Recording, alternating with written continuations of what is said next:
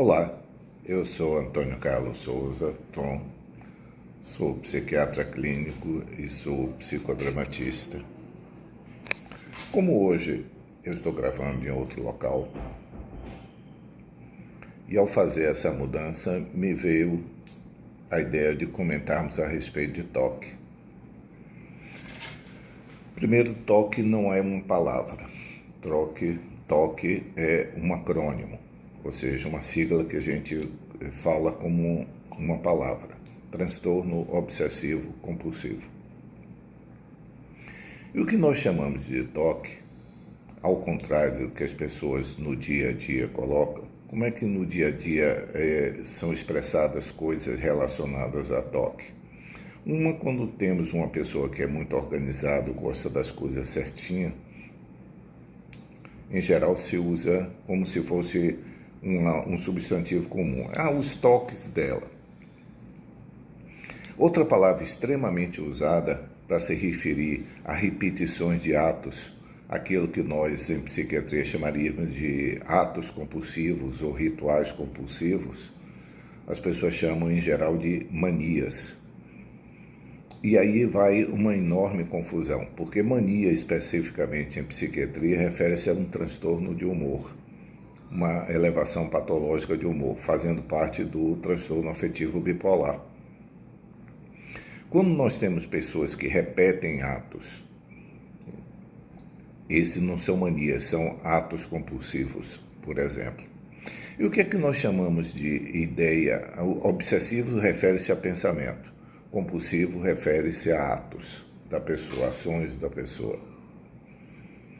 Obsessivo é todo aquele processo mental, pode ser um pensamento, pode ser uma imagem, pode ser qualquer coisa de um processo mental que a pessoa se sinta obrigado a fazê-lo, embora na maior parte das vezes não queira fazê-lo ou não veja razões para fazê-lo ou ache até ridículo e ofensivo fazê-lo, mas se sente obrigado a pensar.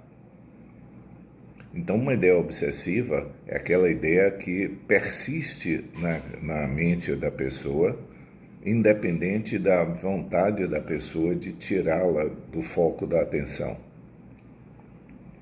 Essa ideia obsessiva, que pode se comportar como ideia, como pensamento puro e simples, pode ser uma imagem que vem à tona, e essa imagem repetitiva, e todas essas imagens obsessivas ou pensamentos obsessivos, eles têm em comum o fato de serem, para a pessoa, eles serem desarmônicos, ou porque são ofensivos, ou porque são agressivos, ou porque trazem coisas que são desagradáveis para as pessoas, ou são simplesmente ridículos, no sentido de serem bobos, palavras bobas. Quando nós falamos de atos, repetições de atos, esses atos que guardam a mesma conotação, a pessoa sente-se obrigado a fazê-lo, embora não veja, pode até reconhecer que não tem necessidade, mas não consegue impedir-se de fazê-lo. Então, todos esses dois quadros que pertencem ao toque, as ideias ou pensamentos do obsessivos ou os atos compulsivos, eles podem ocorrer na mesma pessoa ao mesmo tempo, uma ideia obsessiva levando a um ritual compulsivo. Por exemplo, uma ideia obsessiva de sujeira, de contaminação, levando a uma repetição de lavagem excessiva, desgastante e agressiva para as mãos. Lavar 50, 100 vezes uma mão é um ritual de limpeza compulsivo.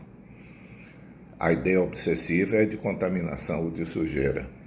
Ou podem ocorrer separados, apenas ideias obsessivas ou apenas rituais compulsivos. Normalmente, esse quadro ele se inicia cedo na vida das pessoas. Mas, até um determinado momento que a pessoa consegue contornar, ou pelo menos disfarçar diante dos outros, dificilmente a própria pessoa vai comentar isso com os outros. Por uma razão óbvia. controlar o pensamento ou controlar o que faz é índice, é o sugestivo de sanidade. Não controlar o pensamento e não controlar o que faz, de uma forma geral, como as pessoas consideram que seja uma patologia mental. Portanto, quando a própria pessoa percebe que não consegue controlar o pensamento, um determinado pensamento específico, ou uma sequência de pensamentos, ou uma sequência de atos, dificilmente ela vai, no começo, queixar-se disso, porque soa como uma coisa bastante perturbadora. Por isso que, em geral, as pessoas que chegam ao psiquiatra chegam depois de muito tempo em que ela sofre terrivelmente.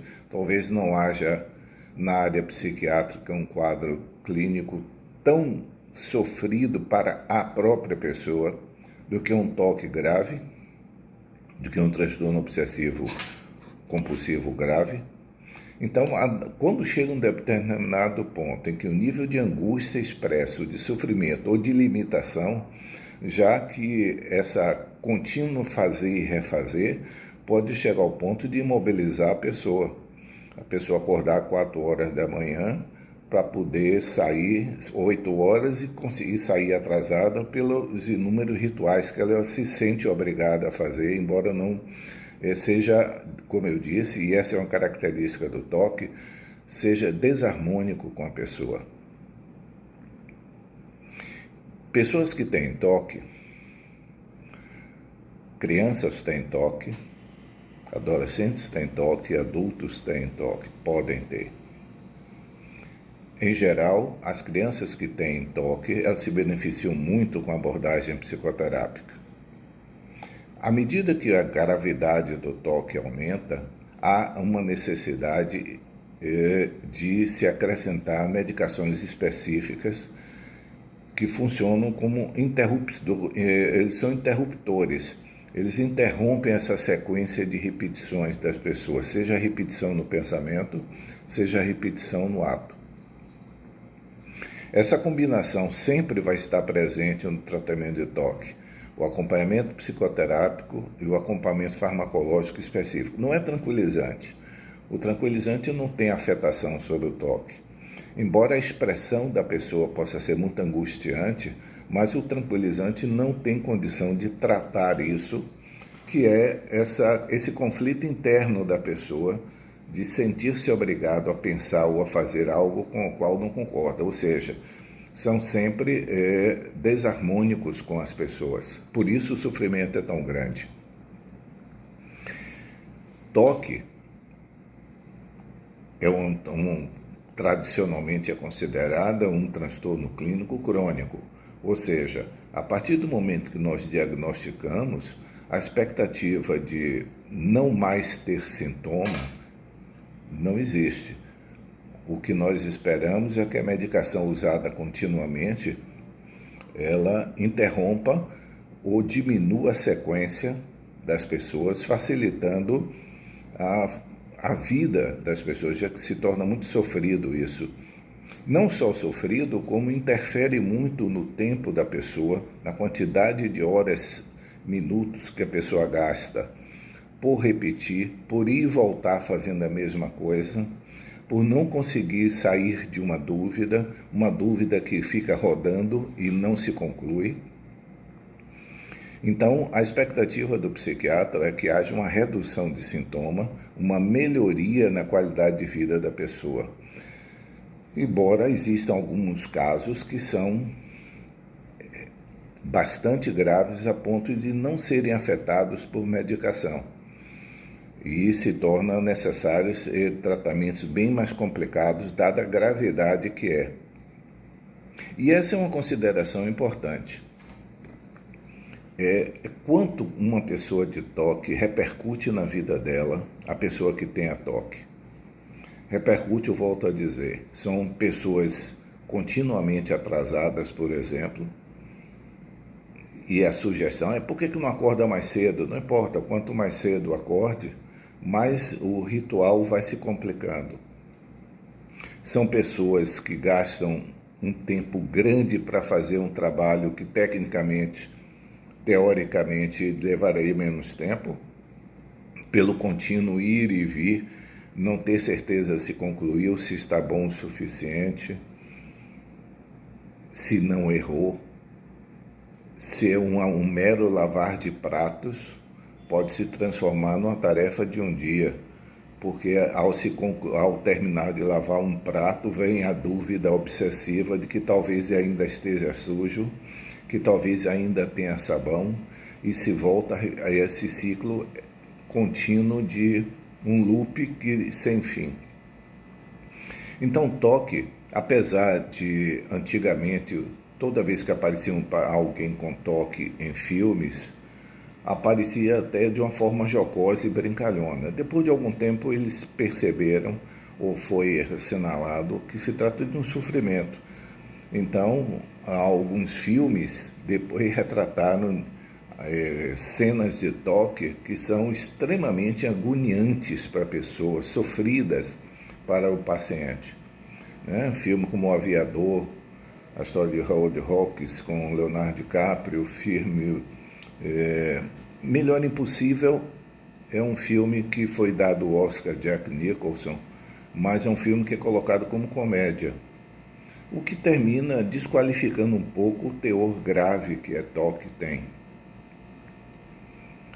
É importante, e só para nós terminarmos aqui, toque não é motivo de brincadeira. Embora para uma pessoa que esteja olhando, ver alguém que para entrar em casa leva uns 10 minutos fazendo uma determinada sequência de movimentos, portanto um ritual, e acha que aquilo é mania dela, não.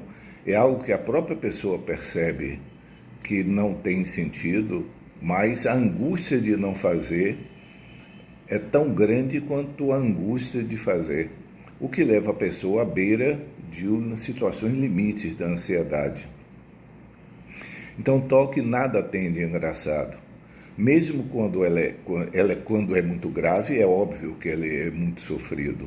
Mas mesmo toque leve, que não é perceptível para as pessoas e às vezes nem para si mesmo, passa por lentidão, por dificuldade de raciocínio, por não conseguir estudar, porque a pessoa está sempre dando 2 passos para frente e 2 para trás, está sempre parada, Porque como a dúvida obsessiva não é uma dúvida racional, a dúvida racional ela consegue se resolver com a experimentação, mas a dúvida obsessiva é uma sensação de dúvida.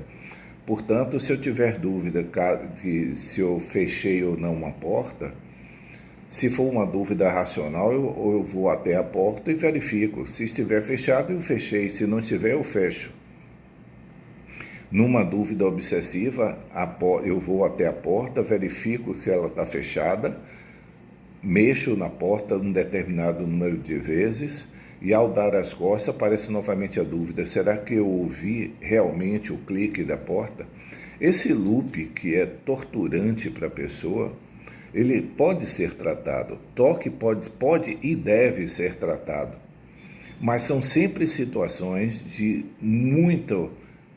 Não é, como é que eu diria, o tratamento é sempre um tratamento que prolongado, é uma doença crônica, portanto é um transtorno clínico psiquiátrico crônico, não tem expectativa de cura, há na maioria das pessoas expectativa de melhora, embora haja algumas pessoas em que o nível de gravidade ultrapassa as limitações do remédio, precisando de intervenções bem mais drásticas médicas. Mas, enfim, eu quero chamar a atenção novamente para o toque, de que não se trata de uma coisa engraçada, mas talvez seja a situação mais angustiante para o próprio paciente, essa situação de quem vive com os sintomas de toque. Mas para diagnosticarmos, é importante, só para nós finalizarmos, não são sintomas esparsos, não são rituais esparsos, é aquele grau de consistência e de interferência na vida que permite o diagnóstico. Espero que haja sido interessante chamar a atenção sobre o toque. Tchau.